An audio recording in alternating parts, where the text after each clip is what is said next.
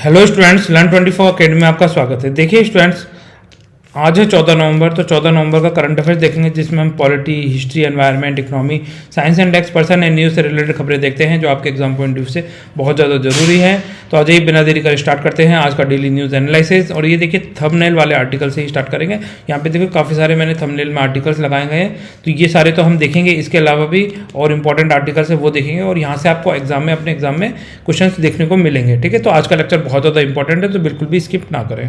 अब देखिए, आ जाइए, पहली खबर है यहाँ पर स्पेस से। ठीक है, तो यूरोपियन स्पेस एजेंसी है, तो उसने क्या करा, इल्यूसिड नाम का एक टेलीस्कोप अभी लॉन्च किया था 1 जुलाई 2023 को। ठीक है, तो ये इल्यूसिड नाम का टेलीस्कोप कब लॉन्च किया गया था? 1 जुलाई। ठीक है, याद रखना है, 2023 में। ठीक है, 2023 को ये लॉन्च किया था। तो इसने क्या है, अभी हाल ही में पिक्चर्स सेंड करी है। ये पिक्चर है। ठीक है, तो ये पिक्चर क्या क्या दिखा रही है, आप ये पिक्चर देखेंगे तो आपको इसमें तारे और ये थोड़ा सा घोड़े के समान आकृति सी नजर आएगी। ठीक है, तो ये जो पिक्चर है, ये 1 लाख से ज़्यादा गैलेक्सीज की पिक्चर है, जो 240 मिलियन लाइट ईयर दूर तक की इसने फोटो खींच के आपके लिए भेजी है। ठीक है, तो ये काफ़ी ज़्यादा इंपॉर्टेंट हो जाता है। ये इल्यूसिड नाम का जो टेलीस्कोप है, तो ये जो जेम्स वेब टेलीस्कोप है नासा का, ठीक है, उसके साथ ही काम करेगा, और जो अंतरिक्ष है उसकी आपको फोटोज़ खींच के भेजेगा। ठीक है, तो फोटोज़ क्या खींचेगा, ये रिसर्च एंड स्टडीज़ करने में काम आएगा। जो आउटर स्पेस है उसको जानने में ये मदद करेगा। ठीक है, तो ये काफ़ी ज़्यादा इंपॉर्टेंट हो जाता है हमारे लिए। अब देखिए, जो ये इल्यूसिड नाम का टेलीस्कोप है, ये कहाँ प्लेस किया गया है? तो देखिए, आपने नाम सुना होगा L1। ठीक है, L1 और L2 का नाम सुना होगा। अभी हमारा हाल ही में आदित्य नाम का जो सोलर मिशन था, उसे तो हमने L1 में प्लेस किया। ठीक है, और जो इल्यूसिड है इसे L2 में प्लेस किया है। तो ये L1 L2 क्या है? तो ये लैग्रेंज पॉइंट है। ये क्या है? लैग्रेंज पॉइंट है। तो लैग्रेंज पॉइंट क्या होते हैं? जो दो बॉडी मासेस होते हैं, जैसे अर्थ हो गया, हमारी अर्थ की कुछ ग्रेविटी है, सन के पास कोई ग्रेविटी है। अगर हम कोई चीज़ इनके पास प्लेस करेंगे तो वो अर्थ की तरफ चला जाएगा, और सन की तरफ फेंक देंगे तो सन के पास चला जाएगा। ठीक है, तो इन दोनों के बीच में एक ऐसा पॉइंट होता है किसी भी दो बॉडी मासेस के बीच में, जहां पर जो ग्रेविटेशनल फोर्स पुल होता है वो बिल्कुल जीरो हो जाता है, ना के बराबर हो जाता है। ठीक है, उसे क्या बोला जाता है? इक्विलिब्रियम बोला जाता है, इक्विलिब्रियम। ठीक है, तो ये लैग्रेंज पॉइंट, ये इक्विलिब्रियम है, जहां पर अगर हम कोई सैटेलाइट या फिर टेलीस्कोप या फिर कोई ऑब्जेक्ट प्लेस करेंगे तो वो अपनी ही ऑर्बिट पर घूमता रहेगा। ठीक है, ना वो अर्थ की तरफ टिल्ट करेगा, ना वो सन की तरफ टिल्ट करेगा। ठीक है, तो ये थोड़ा सा इंपॉर्टेंट याद रख सकते हैं। तो आदित्य नाम का जो हमारा मिशन है, जो सन के बारे में स्टडी कर रहा है, ठीक है, तो वो लैग्रेंज 1 पे पॉइंट किया गया है। ठीक है, और इल्यूसिड को कहाँ पॉइंट किया गया है? L2 पे प्लेस किया गया है। ये थोड़ा सा ध्यान रख सकते हैं। ठीक है, ये रहा L2 पॉइंट। ठीक है, L2 ये रहा, और L1 पॉइंट यहाँ कहीं होगा, L1। ठीक है, ये थोड़ा ध्यान रखें। और ये अर्थ और मून के बीच में है यहाँ पर, तो ये थोड़ा सा ध्यान रख लें। ये पोजीशन बहुत ज़्यादा इंपॉर्टेंट है, कहीं इस पे से आपसे एग्जाम में क्वेश्चन पूछा जा सकता है। ठीक है, तो ये कब लॉन्च किया गया? 1 जुलाई को लॉन्च किया गया है 2023 में। ठीक है, ये याद रख लें। ठीक है, इसके अलावा ये किसके द्वारा लॉन्च किया गया? यूरोपियन स्पेस एजेंसी के द्वारा लॉन्च किया गया। इसमें क्या है, 600 से ज़्यादा है ना, 600 से ज़्यादा क्या, 600 मेगापिक्सल का कैमरा लगाया गया है। साथ में visible light, near infrared, spectrometer, photometer type के ऑब्जेक्ट्स लगाए गए हैं, जिससे क्या होगा, आउटर स्पेस की स्टडी आसानी से की जा सके। आज ये नेक्स्ट चलते हैं। देखिए, ये जो लैग्रेंज पॉइंट है, यहाँ भी देख भी सकते हैं L1, L2 और L3, ये तो क्या होंगे, आपको एक हॉरिजॉन्टल लाइन में देखने को मिलेंगे। ठीक है, और जो L4 और L5 है, ये थोड़ा सा वर्टिकल मिलेंगे हमारी अर्थ से। ये थोड़ा सा ध्यान रख सकते हैं इनकी पोजीशन। अगर आपको आ जाए L1, L2, L3 ये हॉरिजॉन्टली हैं, तो बिल्कुल हाँ, हॉरिजॉन्टली प्लेस किए जाते हैं। ठीक है, ये थोड़ा ध्यान रखना। अब देखो, यहाँ पर आ जाइए, सेकंड खबर है आपकी इन्फ्लेशन से रिलेटेड। ठीक है, जो रिटेल इन्फ्लेशन के डेटा अभी हाल ही में आए हैं, तो ये रिटेल इन्फ्लेशन के डेटा क्या शो करते हैं? रिटेल इन्फ्लेशन के डेटा ये शो करते हैं कि रिटेल इन्फ्लेशन थोड़ा सा कम हुआ है। ठीक है, ये कम क्यों हुआ है? जो वेजिटेबल्स की प्राइस है, ठीक है, जो हमारी सब्जियों की प्राइस है, उसमें थोड़ी सी गिरावट आई है। पहले क्या था, 3.4% की इसमें इन्फ्लेशन था, जो घटकर कितना रह गया? 2.7% रह गया।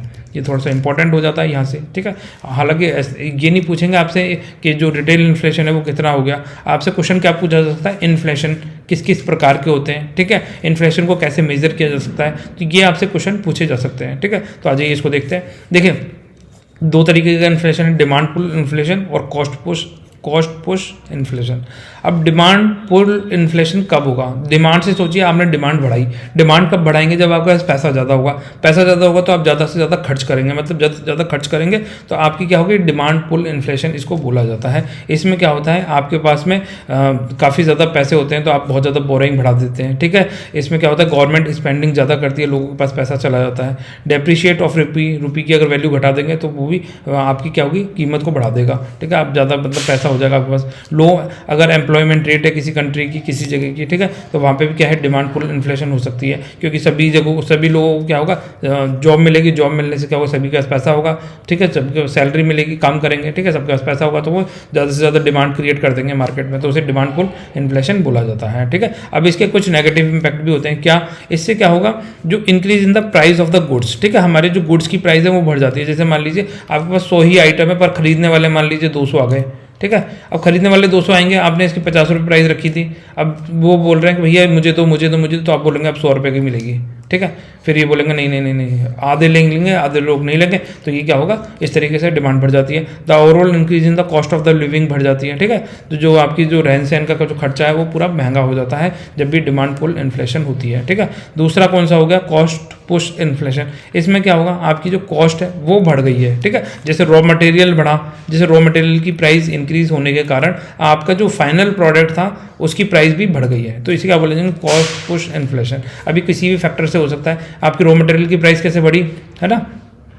फाइनल प्रोडक्ट, इसको पी कर दो, ठीक है। तो आपकी जो रॉ मटेरियल कॉस्ट कैसे बढ़ी? जैसे गवर्नमेंट ने टैक्सेस लगा दिए हैं, ठीक है, जो ट्रांसपोर्टेशन महंगा हो गया, डीजल की प्राइसेस बढ़ गई, इस तरह के कार्य होते हैं, तो उससे क्या होता है? आपकी जो रॉ मटेरियल की प्राइस भी अपने आप बढ़ जाती हैं, ठीक है।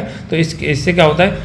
आपका कॉस्ट पुश इन्फ्लेशन होता है, ठीक है। इसके अदर कारण भी हो सकते हैं, सप्लाई चेन मैकेनिज्म, है ना, डिफेक्टिव है आपका सप्लाई चेन मैकेनिज्म, सही नहीं है, प्रॉपर नहीं है, ठीक है। रोड पे गड्ढे ज़्यादा हैं, है ना, आप ट्रेन से नहीं भेज पा रहे हैं, आपको बाय रोड, बाय लेबर, इस तरीके से भेजना पड़ रहा है, तो आपकी रॉ मटेरियल कॉस्ट बढ़ती जाएगी, ठीक है। होर्डिंग एंड स्पेकुलेशन, आप जैसे देखा होगा आलू को पहले क्या होता है, मतलब आलू पे जनरली देखा है लोग क्या स्टोर करके रख लेते हैं, जब उसकी डिमांड ज़्यादा बढ़ती है तब वो निकालते हैं उनको महंगे दामों पर, ठीक है। तो इससे क्या होता है? कॉस्ट पुश इन्फ्लेशन बढ़ता है, तो ये थोड़ा सा ध्यान रख सकता है। इसको कौन मेजर करता है? आरबीआई इनको कंट्रोल करता है, और आरबीआई अगर इंटरेस्ट रेट बढ़ाता है तो उससे भी क्या होता है? कॉस्ट पुश इन्फ्लेशन आता है। तो यहाँ पर ये थोड़ा सा पढ़ सकते हैं आप आराम से।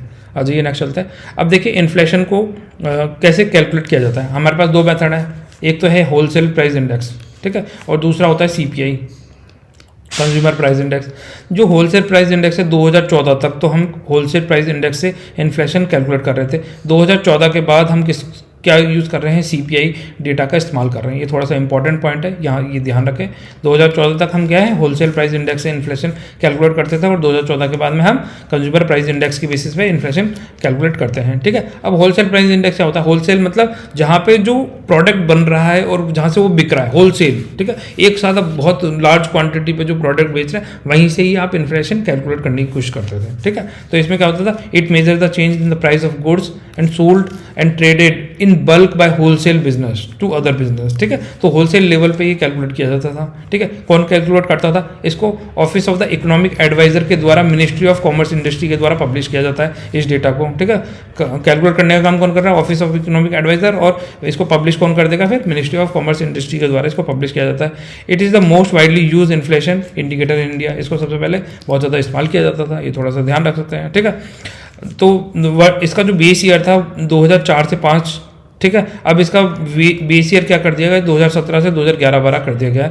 ये इंपॉर्टेंट पॉइंट हो जाता है, ठीक है। 2017 में क्या होगा? बेस ईयर बदल कर 2011-12 कर दिया गया। पहले इसका ओल्ड जो बेस ईयर था 2004-5 था, ठीक है। ये आपका होलसेल प्राइस इंडेक्स हो गया। आज ये अब देखें consumer price index. Consumer price index क्या होता है ना? कंज्यूमर प्राइस इंडेक्स तो कंज्यूमर रिटेलर्स के लेवल पर, ठीक है, इसको कैलकुलेट किया जाता है। कंज्यूमर के पॉइंट ऑफ व्यू से इसमें चीज़ें देखी जाती हैं। तो इसको कौन पब्लिश करता है? इसको पब्लिश करने का काम करता है नेशनल स्टैटिस्टिकल ऑफिस, ठीक है, NSO के द्वारा सीपीआई निकाला जाता है। ये इंपॉर्टेंट है, ये वाला पॉइंट यहीं से कई बार पूछा जाता है। CPI is calculate bye NSO, ठीक है। तो ये थोड़ा सा ध्यान रखें। इसमें क्या होता है? जो प्राइजेस में चेंज आता है as a retailer at a buyer के लेवल पर, वो कैलकुलेट किया जाता है इसके अंदर, ठीक है। तो ये थोड़ा सा ध्यान रख सकते हैं। इसमें क्या होता है? जो सीपीआई है वो 4 तरीके से निकाला जाता है। CPI industrial workers, CPI agriculture labours, CPI rural labours और सीपीआई अर्बन कंबाइन, ठीक है। रूरल और जो अर्बन है इनको कंबाइन करके निकाला जाता है। 4 टाइप्स है सीपीआई के कैलकुलेट करने के, तो ये थोड़ा सा ध्यान रख सकते हैं, ठीक है। जो पहले 3 हैं, ठीक है, first 3 is compiled by the labour bureau, जो पहले ये ऊपर के 3 हैं, इंडस्ट्रियल वर्कर्स, एग्रीकल्चर लेबर और रूरल लेबर तक के, तो ये क्या है, ministry of labour and employment के द्वारा इसकी डेटा पब्लिश किए जाते हैं। और जो ये सीपीआई रूरल एंड अर्बन जो कंबाइंड वाला है, ठीक है, इसके जो डेटा कौन एनएसओ के द्वारा, ministry of statistics and programme implementation, मतलब मॉस्पी के द्वारा, ठीक है, मॉस्पी से आप याद रख सकते हैं, मॉस्पी के द्वारा पब्लिश किया जाता है CPI rural and urban combined वाले, ठीक है। तो ये काफ़ी इंपॉर्टेंट पॉइंट है, यहाँ से भी कई बार क्वेश्चन पूछा जाता है कि इनके डेटा कौन पब्लिश करता है। तो ये जो industrial workers, agriculture labours, rural labours जो इंडिविजुअल बेसिस पे कैलकुलेट किए जा रहे हैं, तो लेबर ब्यूरो शिमला के द्वारा ये पब्लिश किए जाते हैं। लेबर ब्यूरो कहाँ पर है, शिमला में है, ठीक है। Ministry of labour and employment के द्वारा इसको पब्लिश किया जाता है। और एनएसओ के द्वारा कौन सा किया जाता है, जो रूरल एंड अर्बन का कंबाइंड डेटा है, ठीक है, सीपीआई रूरल अर्बन कंबाइंड वाला एनएसओ के द्वारा पब्लिश किया जाता है। ये याद रख लें, यहाँ से क्वेश्चन पूछे जाते हैं, ठीक है। अब जो कंज्यूमर प्राइस इंडेक्स का बेस ईयर है वो क्या है, 2012 है, ये इंपॉर्टेंट है, ठीक है। यहाँ से क्वेश्चन पूछे जाते हैं कई बार, तो इसको थोड़ा सा ध्यान रखें, क्योंकि यही सारी चीज़ें आपसे पूछी जाएंगी, फिर आप बोलेंगे क्या होगा, ठीक है। अब देखो रिसेंटली जो ministry of labour and employment है उसने क्या किया, जो new series consumer price index की सीपीआई आईडब्ल्यू इंडस्ट्रियल जो वर्कर्स थे उसका बेस ईयर 2016 कर दिया गया है, ठीक है। तो ये बेस ईयर 2016 से इसको कैलकुलेट किया जा रहा है इंडस्ट्रियल वर्कर्स वाला, ठीक है, ये थोड़ा सा ध्यान रखें। इसके अलावा जो मॉनेटरी पॉलिसी कमेटी है, ठीक है, एमपीसी जिसे बोलते हैं, ठीक है, तो ये क्या है, सीपीआई के डेटा को कंट्रोल, जो इन्फ्लेशन को कंट्रोल करने का कार्य कौन करती है, मॉनेटरी पॉलिसी कमेटी के द्वारा ये इन्फ्लेशन को कंट्रोल किया जाता है, जिसको जैसे इसको चेयर कौन करता है, आरबीआई के जो गवर्नर हैं वो इसको चेयर करते हैं, ये थोड़ा सा ध्यान रख सकते हैं, ठीक है। तो अब 2014 के बाद में हमने क्या करा, किसको अडॉप्ट कर लिया गया है, तो सीपीआई को एज एन की मेजर कैलकुलेट कर लिया गया है इन्फ्लेशन की डाटा रिलीज करने के लिए। ये एक इंपॉर्टेंट पॉइंट है, यहाँ से इसको भी ध्यान रखें, ठीक है। अगर आपको इन्फ्लेशन मेजर करना है तो अब हम किसका इस्तेमाल कर रहे हैं, 2014 के बाद सीपीआई का इस्तेमाल कर रहे हैं, ठीक है, ये थोड़ा ध्यान रखना। आ जाइए नेक्स्ट चलता है। अब देखिए स्टूडेंट्स, यहाँ पर हैं आपके सामने 2 आर्टिकल। पहला आर्टिकल है ब्लड शुगर, है ना, तो यहाँ पे ये बता रहा है पहले आर्टिकल में कि अगर आप ब्लड शुगर की रेगुलर टेस्टिंग करते हैं, मॉनिटरिंग करते हैं, तो आप डायबिटीज़ से किस तरीके से बच सकते हैं। और दूसरा आर्टिकल बता रहा है 2 टर्म का इस्तेमाल किया जाता है, एक तो होता है रेमिशन और दूसरा होता है रिवर्सल, ठीक है। तो जो रिवर्सल जो टर्म है ये क्या है, कंपनीज इस्तेमाल करती हैं, रिवर्सल ऑफ डायबिटीज़, ठीक है। तो इस आर्टिकल में ये बताना चाह रहे हैं कि जो रिवर्सल ऑफ डायबिटीज़ जो टर्म इस्तेमाल किया जाता है कंपनीज के द्वारा, ठीक है, वो साइंटिफिकली इनकरेक्ट है। क्यों, क्योंकि अगर जैसे मान लीजिए आप रिवर्सल की बात कर रहे हैं, तो रिवर्सल का मतलब है आपने डायबिटीज़ को बिल्कुल ख़त्म कर दिया है, नॉर्मल स्टेज में पहुंच गए हैं, ठीक है। परंतु ऐसा नहीं होता, अगर एक बार डायबिटीज़ हो जाता है तो आप क्या है, डायबिटीज़ के इफेक्ट्स को कम कर सकते हैं, ठीक है, पूरी तरीके से वो ख़त्म नहीं होती है। तो ये चीज़ बता रहे हैं। तो रिवर्सल ऑफ डायबिटीज़ बोलना इनकरेक्ट होगा, आपको किस टर्म का इस्तेमाल करना चाहिए, रेमिशन। तो हमें सबसे पहले डायबिटीज़ समझना पड़ेगा कि डायबिटीज़ होती क्या है। आज ये डायबिटीज़ समझते हैं। देखिए डायबिटीज़ का मतलब सिंपल सा होता है, हमारे बॉडी के अंदर देखो 2 चीज़ें होती हैं, एक होता है इंसुलिन, ठीक है, दूसरा होता है ग्लूकोज, तीसरा होता है सेल, ठीक है। अब क्या होता है, जैसे मान लीजिए हमें ज़रूरत पड़ती है एनर्जी की, ठीक है, एनर्जी के लिए हमें क्या होता है, ग्लूकोज की ज़रूरत पड़ेगी। ग्लूकोज का सेल के अंदर जाना बहुत ज़रूरी है, तभी हमें क्या है, एनर्जी मिल पाएगी। अब क्या होता है, जब डायबिटिक हो जाता है पेशेंट, ठीक है, तो उसमें क्या होता है, हमारी बॉडी इंसुलिन का प्रोडक्शन बिल्कुल बंद कर देती है। तो इंसुलिन के प्रोडक्शन से ये ग्लूकोज का सेल में जाने से क्या मतलब है, तो जो देखो ग्लूकोज को ब्लड के द्वारा सेल में पहुंचाने का कार्य इंसुलिन के द्वारा ही किया जाता है, ठीक है। अगर इंसुलिन होगा तो वो क्या होगा, ग्लूकोज को सेल तक पहुंचा देगा, और इंसुलिन का अगर फॉर्मेशन नहीं होगा हमारी बॉडी में तो वो ग्लूकोज हमारे सेल तक नहीं पहुंच पाएगा, ठीक है। और जब सेल तक नहीं पहुंच पाएगा तो हमें एनर्जी नहीं मिलेगी, ठीक है। तो सिंपल सी गणित है कि आपको इंसुलिन की ज़रूरत है, इंसुलिन का प्रोडक्शन होना बहुत ज़रूरी है, ठीक है। पैनक्रियाज के द्वारा बीटा फॉर्म में इसका प्रोडक्शन किया जाता है, ये थोड़ा सा ध्यान रख सकते हैं। ठीक है, अब ये क्या है, जब भी डायबिटीज़ हो जाएगी तो ये वाली टाइप 1 और टाइप 2 कंडीशन क्रिएट होती है। टाइप 1 कंडीशन में क्या होता है, जो ग्लूकोज है वो सेल तक बिल्कुल भी नहीं पहुंचता, क्योंकि यहाँ पे इंसुलिन का प्रोडक्शन बिल्कुल बंद कर देता है हमारा बॉडी। ठीक है, टाइप 1 अगर डायबिटीज़ हो गई तो इंसुलिन का प्रोडक्शन पूरी तरीके से बंद हो जाता है शरीर में। आप यहाँ देख पा रहे हैं सिर्फ ब्लड के अंदर ग्लूकोज ही मिलेगा, आपको इंसुलिन नहीं दिखाई दे रहा। ठीक है, जबकि नॉर्मल कंडीशन में ग्लूकोज के साथ में इंसुलिन, हर ग्लूकोज के साथ में इंसुलिन है। तो ये क्या कर रहा है, इंसुलिन ग्लूकोज को कन्वर्ट कर रहा है और सेल तक पहुंचाने का काम कर रहा है, जिससे हमें एनर्जी मिल रही है। ठीक है, अब टाइप 2 डायबिटीज़ में क्या होता है, या तो इंसुलिन का प्रोडक्शन कुछ ज़्यादा हो जाएगा या कम हो जाएगा। ठीक है, ज़्यादा होने से भी अनइवन कंडीशन बनेगी। ठीक है, और कम होने से भी अनइवन कंडीशन बनती है, जिसकी वजह से होता है जो हमारा सेल तक ग्लूकोज पहुंचना, या तो बहुत ज़्यादा पहुंच जाएंगे, और बहुत ज़्यादा पहुंच जाएंगे तो वो भी हमारे लिए घातक खराब है, और कम पहुंचेंगे तो वो भी हमारे लिए खराब है। ठीक है, तो ये टाइप 2 टाइप की डायबिटीज़ है, ये समझ सकते हैं। ठीक है, अब टाइप 1 टाइप 2 का आप थोड़ा सा समझ गए होंगे। तो इसमें टाइप 1 में क्या होती है, हमारी जो बॉडी होती है नो लॉन्गर है ना, इसमें इंसुलिन का प्रोडक्शन बिल्कुल खत्म हो जाता है। ठीक है, इसमें क्या होता है, प्रोडक्शन जो इंसुलिन का है अनइवन होता है, ये थोड़ा ध्यान रख सकते हैं। ये किस एज के अंदर हो सकता है, तो जो टाइप 1 डायबिटीज़ है ये हेरिडिटी भी हो सकता है। ठीक है, पेरेंट्स से बच्चों को मिल सकता है। ठीक है, और ये किसी भी एज में हो सकता है। जनरली जो छोटे बच्चे होते हैं, ठीक है, वहाँ से ये चाइल्डहुड से भी ये डेवलप हो सकता है। और ये जो टाइप 2 डायबिटीज़ है ये भी किसी भी एज में हो सकता है, पर मोस्ट कॉमनली हमें किसमें एडल्ट्स के अंदर दिखता है। 45 साल से ऊपर वालों को टाइप 2 टाइप ऑफ डायबिटीज़ हमें देखने को मिलती है। अब रिस्क फैक्टर, फैमिली हिस्ट्री अगर होगी तो टाइप 1 हो जाएगा। ठीक है, ये ओवरवेट, इनएक्टिव बॉडी, ठीक है, high blood pressure, family history के कारण टाइप 2 डायबिटीज़ हो सकती है। सिम्टम्स अगर इसमें बात करी जाए तो इसमें जो हमारी जो दिखाई देने की क्षमता है वो ब्लरी हो जाती है, कम हो जाता है। ठीक है, फ्रीक्वेंट बहुत ज़्यादा हम पेशाब जाते हैं, बार बार हमें पानी की प्यास लगती है। ठीक है, मूड चेंजेस बहुत ज़्यादा होते हैं, मूड स्विंगिंग हमें देखने को मिलता है, टायर्ड हो जाते हैं बहुत जल्दी, है ना, कमज़ोर फील करने लगते हैं। तो ये दोनों ही कंडीशन में सेम से दिखाई देते हैं। ठीक है, इसमें प्रिवेंशन, इसका प्रिवेंशन अभी तक हमारे पास कोई नहीं है टाइप 1 टाइप ऑफ डायबिटीज़ का। ठीक है, और हेल्दी लाइफस्टाइल अगर हम अडॉप्ट करते हैं तो टाइप 2 डायबिटीज़ से हम बच सकते हैं। ठीक है, ट्रीटमेंट की बात करें तो इसमें इंसुलिन इंजेक्शन दिए जाते हैं टाइप 1 टाइप ऑफ डायबिटीज़ में। इसमें हेल्दी लाइफ स्टाइल के साथ में इंसुलिन पे ही सपोर्ट दिया जाता है, तब जाकर मतलब देखो टाइप 2 डायबिटीज़ को आप क्या कहते हैं, क्योर कर सकते हैं, पर टाइप 1 टाइप ऑफ डायबिटीज़ तो बहुत ज़्यादा घातक होती है। ठीक है, तो अब आ जाइए वापस से हम आर्टिकल पे चलते हैं अपने।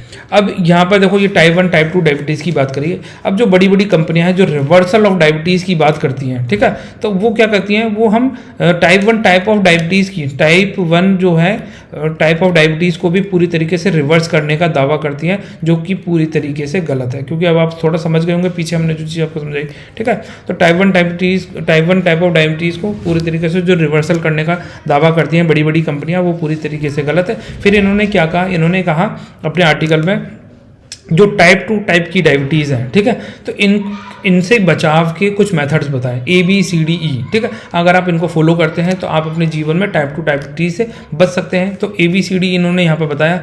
ABCD में A का मतलब इन्होंने बताया ALC, है ना, तो ग्लाइकेटेड हीमोग्लोबिन। ठीक है, इसका मतलब इन्होंने बताया कि आपका जो हीमोग्लोबिन का लेवल है 6.5 से 7% तक अगर आपकी बॉडी में रहता है तो आप क्या है टाइप 2 डायबिटीज़ मतलब उसे कम रखने की कोशिश करें। ठीक है, ALC ग्लाइकेटेड हीमोग्लोबिन को आप 6.5 से 7% के अंदर रखने की कोशिश करें, जिससे आप डायबिटीज़ के इल इफेक्ट से बच सकें। ठीक है, B से उन्होंने बताया कि जो हमारा ब्लड प्रेशर होता है, बॉडी मास इंडेक्स है, ठीक है, उसको मेंटेन करके रखें, उसको ज़्यादा ना जाने दें। जैसे ब्लड प्रेशर होता है 130/80 रखें, ठीक है, उसके अंदर रखने की कोशिश करें, मतलब जो प्रॉपर है वो रखें। ठीक है, बॉडी मास इंडेक्स को रेगुलर रखें। आप अगर हैवी वेट है, ज़्यादा मोटापा है, तो आपने मोटापे को कम करें, ये वाली बात कर रहा है। C से बात करी इन्होंने कोलेस्ट्रॉल लेवल। ठीक है, जो आपका कोलेस्ट्रॉल लेवल है 50 mg/dl तक रहना चाहिए, इससे कम 50 से 70 mg/dl तक रहे, इसके अंदर रहे, इसकी रेंज से बाहर ना जाए। ठीक है, ये वाली बात करिए। D से इन्होंने बात करी है डिसिप्लिन की, ABCD बताया ना ये यहाँ पर।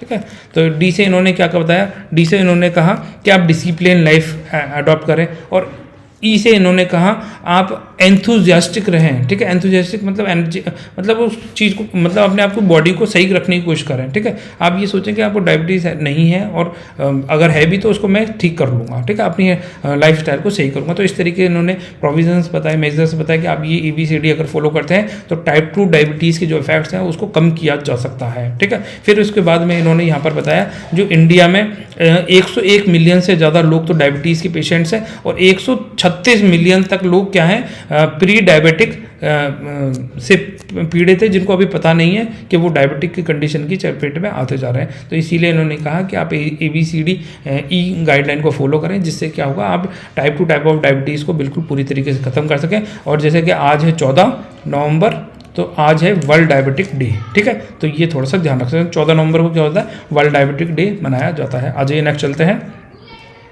अब देखिए यहाँ पर नेक्स्ट खबर है आपकी गोदावरी रिवर से रिलेटेड, ठीक है। तो यहाँ पे क्या है, ये जो तेलंगाना सरकार है, इन्होंने क्या कहा कि हम जो फ्लड बैंक है ना, जो बाढ़ आने, गोदावरी में जो बाढ़ आती है तो उसके लिए क्या होगा, यहाँ पर हम फ्लड बैंक्स लगाएंगे, मतलब क्या वो लगा देंगे, मेड़ लगा देंगे, जिसकी वजह से पानी हमारी तरफ नहीं आए, ठीक है। इस तरीके से इसको डेवलप किया जाएगा। परंतु एग्जाम में क्वेश्चन ये नहीं पूछा जाएगा कि कौन बना रहा है कौन नहीं बना रहा, ठीक है। क्वेश्चन क्या पूछा जा सकता है कि गोदावरी की ट्रिब्यूटरीज आपसे पूछी जाती है कई बार। तो आ जाइए, देखो साउथ इंडिया की सबसे लॉन्गेस्ट रिवर है गोदावरी, आपको पता होना चाहिए, ठीक है। ये कहाँ से, नासिक से त्रिम्बेश्वर से निकलती है, थोड़ा सा याद रखना है, नासिक से ओरिजिनेट होती है, इसकी ट्रिब्यूटरीज हैं, ठीक है। तो ढूंढा, पुराना, ठीक है, ये ट्रिब्यूटरीज के नाम याद रखें, ढूंढा हो गया, पुराना ट्रिब्यूटरीज हो गई, पैनगंगा, वैनगंगा, ठीक है। पैनगंगा ये रही और वैनगंगा ये रही, ठीक है। पैनगंगा, वैनगंगा, ये क्या है, वर्धा रिवर भी है यहाँ पर, ठीक है। पैनगंगा, वर्धा, वैनगंगा, सिरोचना, इंद्रावती, है ना, सबरी और सिलेरू, ये क्या हो गई, इसकी लेफ्ट बैंक ट्रिब्यूटरीज हो गई। ये हमेशा याद रखें, लेफ्ट बैंक और राइट बैंक आपसे पूछता है, लेफ्ट बैंक रिवर्स और राइट बैंक रिवर्स में यहाँ पर है मंजरा और मनेरी, ठीक है। मंजरा, मनेरी इसकी राइट बैंक ट्रिब्यूटरीज हो गई, ये थोड़ा सा ध्यान रख सकते हैं, काफ़ी इंपॉर्टेंट है राइट बैंक ट्रिब्यूटरीज, ठीक है। ये इस गोदावरी की ट्रिब्यूटरीज हैं और गोदावरी फिर क्या करती है, बे ऑफ बंगाल में जाके सबमर्ज हो जाती है, तो ये थोड़ा सा ध्यान रखना है। आज ये नेक्स्ट चलते हैं। अब यहाँ देखिए, ये है आपकी खबर, मध्य प्रदेश में अभी ये बात कही गई है कि मध्य प्रदेश का जो ह्यूमन डेवलपमेंट इंडेक्स में क्या है, मध्य मतलब बीच के स्टेट्स के अंदर आता है, ना टॉप में आ रहा है ना नीचे आ रहा है, बीच में कहीं आ रहा है, ठीक है। Half of the all states ranking आ रही है HDI में। तो अब क्या है, जो HDI है, यहाँ से आपसे क्वेश्चन पूछा जा सकता है। तो आज ये HDI देखते हैं। देखो ग्लोब के अंदर आप देखेंगे तो very high human development index आपको नॉर्दर्न कंट्रीज़ में मिलेगा, या बिल्कुल यहाँ पर साउथ में मिलेगा, अर्जेंटीना और ऑस्ट्रेलिया और ये ऊपर की जो कंट्रीज़ है वहाँ मिलेगा, ठीक है। आपको मीडियम टाइप ऑफ HDI यहाँ पे बिल्कुल इक्वेटर के टाइप में मिलेगा, ठीक है। और लो टाइप थोड़ा सा अफ्रीकन कंट्रीज और थोड़ा सा यहाँ पर इंडोनेशिया वाले पार्ट में और यहाँ थोड़ा सा मिलेगा। तो ये थोड़ा सा ध्यान रख सकते हैं, वो ग्लोबल लोकेशंस क्या हैं, कभी आपसे आ जाए तो इस तरीके से होलिस्टिक चीज़ को देखेंगे तो आप कहीं भी उसको एनालाइज कर सकते हैं। आप एक एक देश पढ़ने लगेंगे तो कैसे कर पाएंगे बताइए, ठीक है। तो आप देखिए, जो ये HDI के डाटा कौन पब्लिश करता है, तो HDI के डाटा पब्लिश करने का कार्य करता है यूनाइटेड नेशन डेवलपमेंट प्रोग्राम के द्वारा ये डेटा पब्लिश किए जाते हैं, ये थोड़ा सा ध्यान रख सकते हैं, ठीक है। इसमें 191 नेशंस को इंक्लूड किया जाता है। इसमें क्या होता है, 3 मेजर्स देखे जाते हैं, health, education and income and lively living conditions, ठीक है। इनकम एंड लिविंग कंडीशन देखी जाती है। तो ये 3 मेजर्स के बेसिस पे HDI कैलकुलेट की जाती है, ठीक है। तो ये 3 मेजर्स, जैसे लॉन्ग एंड हेल्दी लाइफ इसमें देखा जाता है, उसके बेस पे लाइफ एक्सपेक्टेंसी इंडेक्स की निकाला जाता है, ठीक है। नॉलेज मतलब एजुकेशन, कितने पीरियड तक बच्चा स्कूलिंग कर रहा है, स्कूल के अंदर पढ़ रहा है, ठीक है। मीन ईयर्स ऑफ स्कूलिंग देखी जाती है, इससे फिर एजुकेशन इंडेक्स निकाला जाता है। और तीसरा हो जाएगा a decent standard of living, ठीक है। तो इसमें GNI per capita PPP calculate किया जाता है ना। Gross national income index calculate की जाती है, इसमें थोड़ा सा ध्यान रख सकते हैं, ठीक है। अब देखिए स्टूडेंट, नेक्स्ट खबर कहाँ से, नेक्स्ट खबर है जो हमारी सेंट्रल गवर्नमेंट है, उसने UPA जो अनलॉफुल एक्टिविटीज़ प्रिवेंशन एक्ट है उसका जो बैन किया गया था 8 माइटी एक्सट्रीमिस्ट ऑर्गेनाइजेशंस हैं, उस पर जो UPA के चार्जेस हैं उसको एक्सटेंड रखा है, ठीक है। इसको ख़त्म नहीं किया है। तो अब ये UPA क्या है, यहाँ से हमसे क्वेश्चन पूछा जा सकता है। आज ये UPA देखते हैं। देखिए UP क्या होता है, अनलॉफुल प्रिवेंशन एक्टिविटीज़, ठीक है। तो जो अनलॉफुल प्रिवेंशन एक्टिविटीज़ एक्ट है, तो ये सबसे पहले इसका जो एक्ट पास किया गया था 1967 में इसको पास किया गया था, ठीक है। ये थोड़ा सा ध्यान रखते हैं, UPA was passed in the 1967, 1967, ये याद रखें, काफ़ी इंपॉर्टेंट हो जाता है। तो इसका मेजर ऑब्जेक्टिव क्या है? इसका मेजर ऑब्जेक्टिव यही है, अगर देश के अंदर कोई भी अनलॉफुल एक्टिविटीज़ हो रही हैं तो उनको रोका जा सके, ठीक है, जो हमारे देश की सॉवरेनिटी इंटीग्रिटी को हैम्पर कर सकती है, इस तरह की एक्टिविटीज़ को बैन किया जा सके। साथ में जो टेररिस्ट अटैक होते हैं उनको रोका जा सके, ठीक है। इसके अंदर क्या है, जो डेथ पेनल्टीज दी जा सकती हैं, इसमें इम्प्रिजनमेंट दिया जा सकता है ना, जीवन भर के लिए। तो इसमें ये थोड़े चार्जेस लगाए गए हैं। ये बोथ इंडियंस और फॉरेन नेशंस के अगेंस्ट में काम करता है, ठीक है। यूपीए अगर किसी सिर्फ भारतीय पे नहीं लगेंगे, अगर कोई विदेश से आया है, विदेश से कोई इस तरह का अनलॉफुल एक्टिविटीज़ वाली कार्य करता है, ठीक है, अनलॉफुल एक्ट करें किसी ने हमारे देश में आगे, तो उस पर भी यूपीए लगाया जा सकता है, ये वाली बात कह रहा है, ठीक है। इसके अलावा जो इसमें इन्वेस्टिगेशन एजेंसीज़ हैं, वो फाइल शीट है ना, चार्जशीट जिसे बोला जाता है, वो मैक्सिमम कितना 180 दिन के अंदर दायर कर सकती है और अरेस्ट के प्रोविजंस कर सकती है, जिसके ऊपर भी यूपीए लगाए गए हैं, ठीक है। अब 2004 के अंदर इसमें अमेंडमेंट किया गया था टेररिस्ट एक्ट के अंदर, ये थोड़ा सा ध्यान रख सकते हैं, और इसको टेररिस्ट भी इसके अंदर इंक्लूड कर लिया गया था, ठीक है, जो टेररिस्ट वर्ड है। और बाद में क्या था, 2019 में अमेंडमेंट बिल जोड़ा गया, जिसके अंदर एक इंडिविजुअल को भी टेररिस्ट डिक्लेयर किया जा सकता है, ठीक है। तो ये थोड़ा सा ध्यान रखें, काफ़ी इंपॉर्टेंट है, ठीक है। तो ये जो इंडिविजुअल को टेररिस्ट डिक्लेयर करने के लिए कब किया गया था अमेंडमेंट, अनलॉफुल प्रिवेंशन एक्टिविटीज़ के अंदर 2019 के अंदर, ये थोड़ा सा ध्यान रखना, ठीक है। 2019 यहाँ से क्वेश्चन पूछा जा सकता है, ठीक है। इसके अलावा ये एक्ट एम्पावर करता है हमारे जो नेशनल इन्वेस्टिगेशन एजेंसी है, तो वो किसी की प्रॉपर्टी को सीज कर सकता है, अटैच कर सकता है, उसको बेच सकता है। तो ये क्या है, ये थोड़ा सा लॉ हमारे को एक्स्ट्रा पावर्स देता है, ठीक है। जो जैसे मान लीजिए कोई पर्सन है, इंडिया में रह रहा है, उसने कोई ज़मीन खरीदी हुई है और वो अनलॉफुल एक्टिविटीज़ में पाया गया है, तो उसकी प्रॉपर्टी को सीज कर लिया जाएगा, ठीक है। उस प्रॉपर्टी को बेचा जा सकता है देश हित में, तो ये थोड़ा सा ध्यान रख सकते हैं। इसके अलावा जो इसमें इन्वेस्टिगेशन करेगा वो कौन करेगा, एनआईए ऑफिसर है तो इंस्पेक्टर रैंक के ऊपर का करेगा, और अदर है तो अदर में स्टेट ऑफिसर्स है तो डीएसपी और एसीपी से ऊपर की रैंक के इसमें इन्वेस्टिगेशन करेंगे, एनआईए जब भी लगाया जाएगा। अब देखिए स्टूडेंट्स, नेक्स्ट खबर है हमारी, पाकिस्तान और चाइना ने मिलकर एक जॉइंट नेवल एक्सरसाइज की है जिसका नाम है सी गार्डियन, ठीक है। क्या नाम है, ये नाम आपसे पूछा जा सकता है एग्जाम के लिए, तो ये याद रख लें, गार्डियन, ठीक है, सी गार्डियन 3। तो ये कब से कब तक की गई, ये कब की गई है एक्सरसाइज, 11 से लेके 17 नवंबर तक चलेगी, थोड़ा सा ध्यान रख सकते हैं, 11 नवंबर से 17 नवंबर तक चलेगी। कहाँ की गई है, नॉर्थ अरेबियन सी, नॉर्थ अरेबियन सी के अंदर ये एक्सरसाइज की गई है। तो ये 3 पॉइंट हैं, इनको बहुत अच्छे से याद रख लें। यहाँ से आपसे एग्जाम में क्वेश्चन पूछा जा सकता है, अभी हाल ही में इस तरीके से पूछा सकता है, चाइना और पाकिस्तान के द्वारा जो नेवल एक्सरसाइज की गई है वो इनमें से कौन सी है। तो सी गार्डियन 3 ये याद रख सकते हैं, 11 से 17 नवंबर के बीच में की गई है, नॉर्थ अरेबियन सी में की गई है, ठीक है। तो ये थोड़ा सा ध्यान रखना है। इसके बाद क्या है, ये एक्सरसाइज जस्ट है ना, इंडिया और यूएसए ने क्या है अभी 2+2 मैरीटाइम डायलॉग्स किया, उसके बाद ही पाकिस्तान चाइना ने ये नेवल एक्सरसाइज लॉन्च कर दी। तो ये थोड़ा सा ध्यान रख सकते हैं। तो इंडिया ने भी डिक्लेयर कर दिया है कि वो सीएमएफ के साथ में पार्टिसिपेट करेगा। सीएमएफ का वैसे पाकिस्तान भी पार्टनर है, ठीक है। सीएमएफ क्या है, कंबाइंड मेरीटाइम फोर्सेज की एक्सरसाइज होती है जिसमें यूएसए और अन्य देश करते हैं, ठीक है। मल्टीलेटरल ग्रुपिंग कंबाइंड एक्सरसाइज है, तो इसमें यूएसए, चाइना और अन्य देश हैं। तो इसके साथ में सीएमएफ के साथ में अब इंडिया भी ज्वाइन करेगा, ये थोड़ा सा ध्यान रखें, ठीक है। तो ये कुछ इंपॉर्टेंट बातें यहाँ से आपसे एग्जाम क्वेश्चन पूछा जा सकता है। इसके अलावा आ जाइए, यहाँ पर नेक्स्ट खबर है कि पाकिस्तान के बॉलर कोच थे कौन, मोरेन मोरकल, ठीक है। तो मोरेन मोरकल ने क्या करा है, क्विट करने का डिसीजन लिया है कि वर्ल्ड कप में पाकिस्तान का बहुत ज़्यादा ख़राब प्रदर्शन देखने को मिला। उसके बाद है ना, मोरेन मोरकल ने कहा कि भाई मैं भी क्विट कर रहा हूँ, क्योंकि वो अपने प्रदर्शन से खुश नहीं है, ठीक है।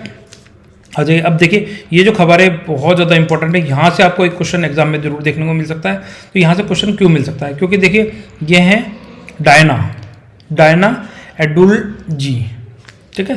डायना एडुल जी, ये नाम बहुत ज़्यादा इंपॉर्टेंट है, इसको बहुत अच्छे से याद कर लीजिए, ठीक है। इस पे स्टार मार्क कर लीजिए, क्योंकि ये पहली भारतीय इंडियन क्रिकेटर हैं जिसे आईसीआईसी ने हॉल ऑफ फेम से नवाजा है, ठीक है। पहली इंडियन वुमेन क्रिकेटर है जिसे आईसीआईसी के द्वारा हॉल ऑफ फेम अवार्ड दिया गया है। तो ये थोड़ा सा ध्यान रख सकते हैं। इसके अलावा जो श्रीलंका के क्रिकेटर थे, इनका बहुत ज़्यादा अभूतपूर्व प्रदर्शन रहा था वर्ल्ड कप के अंदर, है ना।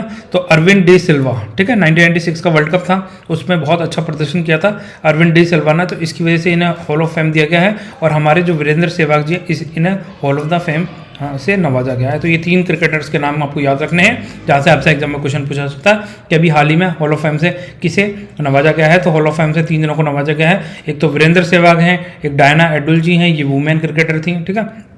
इनका भी बहुत अच्छा योगदान रहा था, 17 साल का कंट्रीब्यूशन रहा था हमारी वुमेन्स क्रिकेट टीम के अंदर, ठीक है। इन्होंने 54 से ज़्यादा मैच खेले थे, तो ये थोड़ा सा ध्यान रख सकते हैं। 1993 के वर्ल्ड कप के बाद में इन्होंने रिटायर कर लिया था।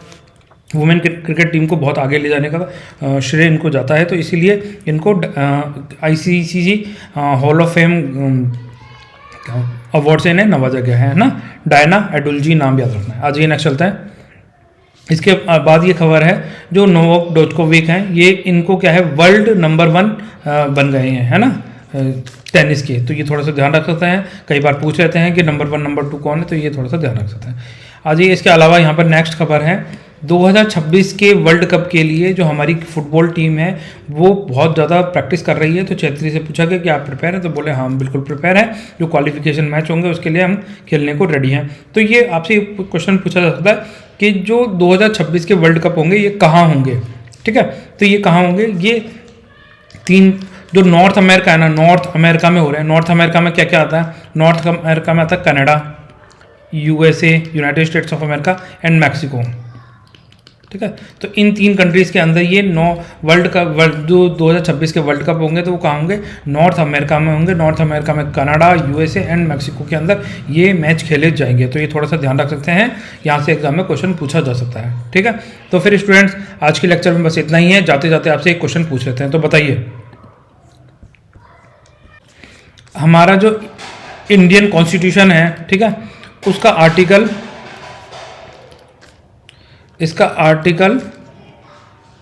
19 किससे डील करता है। बहुत ज़्यादा इंपॉर्टेंट आर्टिकल है, 50 बार पूछा जाता है, तो आपको आर्टिकल 19 के बारे में बताना है, बहुत ज़्यादा इंपॉर्टेंट है, ठीक है। तो फिर स्टूडेंट मिलते हैं नेक्स्ट लेक्चर में, तब तक के लिए बाय। आप सब लोग खुश रहें, अपना ध्यान रखें और आर्टिकल 19 के बारे में डिटेल में बताएं, क्योंकि यहाँ से क्वेश्चन एग्जाम में पूछे जाते हैं। इसमें 6 पॉइंट्स दे रखे हैं, तो उन 6 पॉइंट्स के बारे में आपको बताना है। तो ठीक है स्टूडेंट्स, फिर मिलते हैं नेक्स्ट लेक्चर में, तब तक के लिए बाय। आप सब लोग खुश रहें, अपना ध्यान रखें, ठीक है। तो